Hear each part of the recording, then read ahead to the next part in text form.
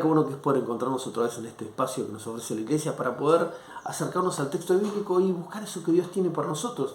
Porque eso justamente es un desafío que Dios nos hace continuamente a buscarlo a Él y en ese encuentro que tengamos poder descubrir cuál es, vamos a decir así, el sendero o el modo de andar la vida que Él nos propone. ¿Sí? Y en ese modo de andar la vida, en esa forma de actuar, de definir las cosas, de decidir, de hacer, de decir, nos encontramos con Él. Y en ese encuentro vamos a esa vida abundante que Él nos propone. Jesús dice, ¿no? En Juan 10:10, siempre lo menciono porque me encanta, yo he venido para que tengan vida y la tengan en abundancia. Bueno, ¿cómo es tener vida en abundancia? Ok, es seguirlo a Él. ¿Qué es seguirlo a Él? Bueno, si nosotros decimos que somos discípulos de Jesús, justamente es tratar de ser como nuestro Maestro, tomar su ejemplo y actuar de ese modo, vivir apegados al Espíritu de Dios, el Espíritu Santo que vive en nosotros cuando nosotros le damos nuestra vida. Él nos lleva continuamente a Jesús, nos muestra el camino, nos recuerda aquellas cosas que Él nos enseñó, dice el texto bíblico. Muy bien, aceptar ese desafío, cambiar nuestro modo de actuar, de hacer, de decir y buscarlo de todo corazón, es el modo de acercarnos a esa vida abundante que Él nos ofrece. Y no solamente porque tengamos que tener un cambio en nuestra ética, en nuestra forma de hacer las cosas, sino porque Él nos propone y nos envía a una misión, vamos a decirlo así, que es extender el reino de Dios, es hacer nuevos discípulos continuamente. Y en ese modo de andar la vida, ¿no? Por donde vayamos, actuando como Él nos propone, o sea, que nuestra vida sea un reflejo de la suya, tenemos que ir contándoles a otros lo que hizo Dios en nuestra vida y haciendo nuevos discípulos. Así como alguien nos propuso a nosotros que sigamos a Jesús y nos volvimos sus discípulos, bueno, también nosotros ser parte de ese extendimiento del reino de Dios. Así que yo les invito a que podamos tener un momento de oración y entonces a partir de ahí empezar con el devocional de hoy. Señor, te agradecemos porque podemos encontrarnos con vos, en el Espíritu, Señor, con nuestros hermanos, más allá del tiempo y del espacio, en este lugar virtual, Señor, que nos ofrece la tecnología para poder acercarnos a vos. Te queremos pedir en nombre de Jesús que cambies nuestra vida, que transformes nuestra manera de ver las cosas y que en ese encuentro podamos acercarnos a esa vida abundante que vos nos ofreces. Señor, danos sabiduría para poder acercarnos al texto bíblico y encontrarte allí. Te lo decimos en nombre de Jesús. Amén. Bueno, me gustaría que te acerques al libro de Proverbios, que está en el Antiguo Testamento, en el capítulo 12, el versículo 18, para los que tengan Biblia impresa, está cerca de Salmos, más o menos a la mitad de la Biblia. Y vuelvo a decir, Proverbios 12, 18 dice así: hay hombres cuyas palabras son como golpes de espadas, pero la lengua de los sabios es medicina. El texto está buenísimo porque en los proverbios siempre se usa este modo de decir las cosas de modo casi poético, pero muy profundo. Y plantea una disyuntiva, una dicotomía, una contraposición, si lo queremos decir mejor, entre dos modos de actuar, entre dos formas de ser. Una caracterización de una persona cuyas palabras son como golpes de espada. Otras traducciones hablan de el necio o el hombre que no tiene sabiduría, ¿no? Usa las palabras para herir. Pero dice que el sabio, en contraposición con esto, sus palabras son como medicina, que curan. Y me encantó esa contraposición porque ineludiblemente las palabras que nosotros usamos para decir las cosas construyen mundos, se dice. ¿Por qué? Porque nosotros con el lenguaje expresamos ideas y establecemos verdades. Con lo cual es importantísimo tener en cuenta que lo que nosotros decimos afecta definitivamente a otras personas. Y no porque sean verdades o mentiras, sino por cómo modifican la percepción de la realidad de otras personas. El otro día había encontrado en una red social un cuadrito que decía algo muy interesante. Te lo leo. Dice: cuando su sinceridad sea capaz de bajar una autoestima, cállese. Cuando su opinión sea capaz de desmotivar a alguien, cállese. Cuando su crítica constructiva sea capaz de disminuir a alguien, cállese. Verdades sin empatía son apenas conveniencias emocionales para satisfacer su egocentrismo. Es duro, porque esa frase que dice, la verdad no ofende, es mentira. Porque una verdad dicha sin empatía, cuando lo único que queremos es marcar el error ajeno y ponernos nosotros en un pedestal desde el cual vamos a mencionar el error ajeno, porque claramente nosotros no lo cometemos, si solamente es darnos el gusto de decirlo, claro que es una verdad que ofende y no construye, porque ¿cuál es la finalidad? ¿Marcar el error ajeno y mostrarnos nosotros en una posición más alta? ¿O es ayudar al otro a construir su vida y a enmendar el error con amor? Nuestras palabras pueden herir, pueden marcar, pueden definir cómo una persona se ve a sí misma, sobre todo si nosotros nos encontramos en una posición de prestigio y nuestra palabra es importante para la otra persona. ¿Qué podemos decir entonces de un niño que recibe continuamente opiniones como pero callate si sos un tonto, tú siempre decís pavadas, o cosas inclusive más pesadas que esas? Nuestras palabras, lo que nosotros decimos, construye mundos.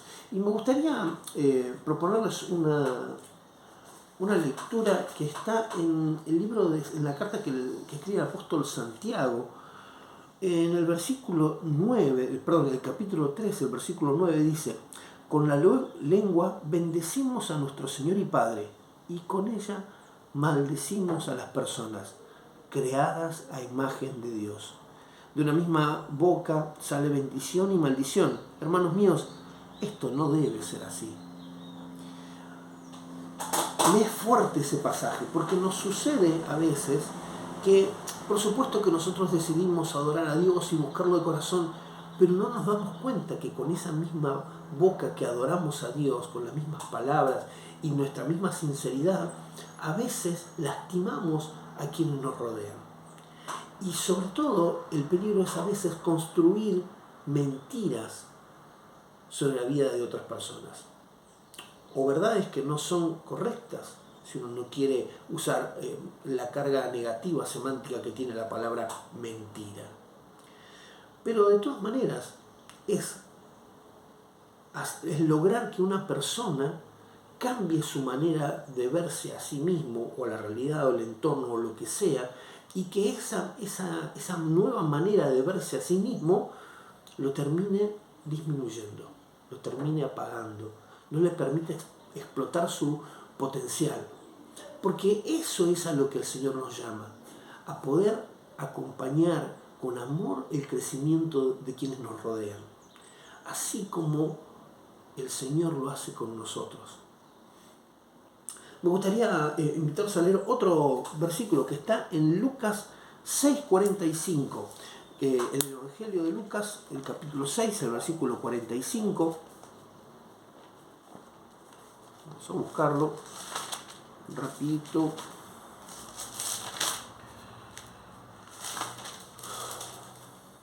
Es un pasaje que tiene un final muy conocido, pero que tiene inicialmente un texto que no es tan evocado. Y me encanta porque es un texto que habitualmente usamos para terminar una confrontación, ¿no? Y el final del versículo es Lucas 6, 45, el pasaje que les mencionaba, termina diciendo, porque de la abundancia del corazón habla la boca, y es como un retruco que uno tiene guardado abajo de la manga para sacar y terminar ganando la discusión. Sin embargo, el pasaje es bastante más profundo que eso. Y yo les invito a que leamos ese texto. Dice, Desde el versículo 43 vamos a leer. Ningún árbol bueno da fruto malo, tampoco da un buen fruto el árbol malo. A cada árbol se lo conoce por su propio fruto. No se recogen higos de los espinos, ni se cosechan uvas de las zarzas.